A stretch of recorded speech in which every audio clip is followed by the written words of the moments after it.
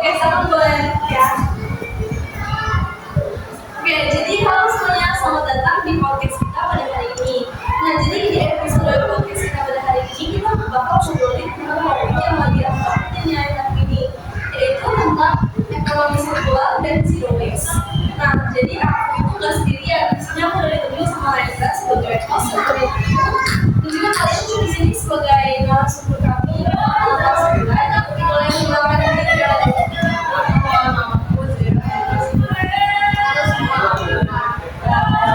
Nama aku adalah kami di sini hadir sebagai narasumber untuk membahas topik sistem ekonomi sirkular dan zero waste. Oke semuanya, sekarang kita bakal langsung masuk ke dalam pertama ya. Karena di sini kalian sebagai anak kelas 9, apakah kalian sudah belajar tentang ekonomi sirkular? Apa itu ekonomi sirkular?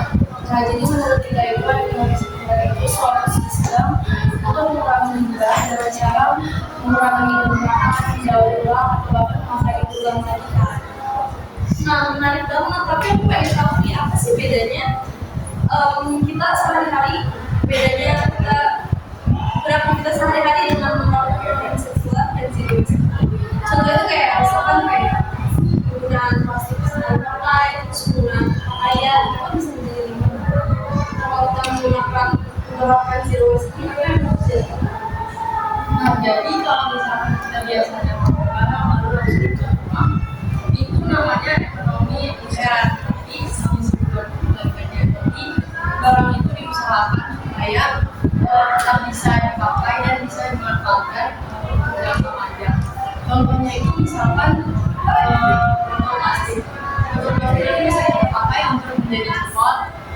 Lalu bisa juga baju yang sudah dipakai. Itu misalkan kita bisa manfaatkan untuk jadi taplak meja atau kotak pensil dan lain-lain sesuai kreativitas kita masing-masing. Oke, jadi sekarang atau yang lain lagi nih. Menurut kalian apa sih itu zero waste? Zero waste sendiri itu merupakan mulai dari kita yang memakai sampah sebelum berpindah kalau bisa sampai ke lapangan. Nah, aku juga penasaran karena di sini masih sebagai remaja ya, anak kelas 9 SMP. Apakah kalian bisa terlibat secara aktif gitu dalam menerapkan sistem bisa dalam dan bisa berkontribusi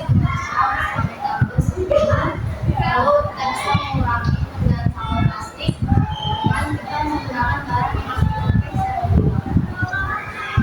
Tapi kadang tuh orang-orang yang menganggap hal tersebut sebagai hal yang kecil. Menurut kalian sendiri, apakah hal tersebut benar-benar terdampak? justru kalau dari hal kecil yang dilakukan dengan baik keras itu bisa berdampak besar bagi lingkungan kita kan. Nah ya, dan kalau ya boleh tepuk tangan. Nah, keren banget ya obrolan kita di podcast pada hari ini. Nah, jadi kita belajar bahwa perubahan yang besar itu bisa kita mulai dari kecil.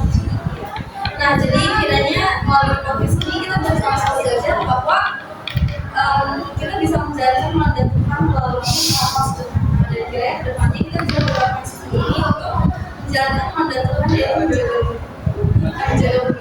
Nah, jadi terima kasih banyak ya kalian udah mau datang ke podcast kita sebagai narasumber dan pembicara. Selamat juga